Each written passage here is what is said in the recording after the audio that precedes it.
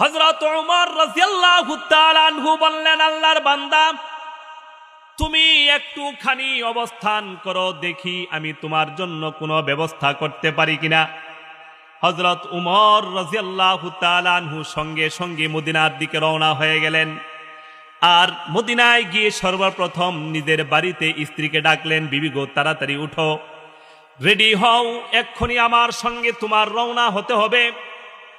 বিবি আর কোনো প্রশ্ন করলেন না, সঙ্গে সঙ্গে হযরত ওমর রাদিয়াল্লাহু তাআলা আনহুর সঙ্গে রওনা হবার মতো প্রস্তুতি গ্রহণ করলেন। আর হযরত ওমর রাদিয়াল্লাহু তাআলা আনহু রাষ্ট্রীয় কোষাগার বাইতুল মালে গেলেন, একটা বস্তার মধ্যে আটা ভরলেন, আর বিবিকে বললেন, আগুন নেও, আগুন হাতের মধ্যে নাও।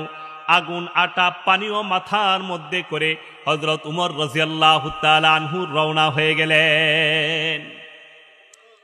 এবার সেই তাঁবুর কাছে এসে হযরত ওমর রাদিয়াল্লাহু তাআলা আনহু বিবিকে বললেন, বিবি, তুমি তাঁবুর ভিতরে যাও, তুমি এক্ষুনি ধাত্রীর দায়িত্ব পালন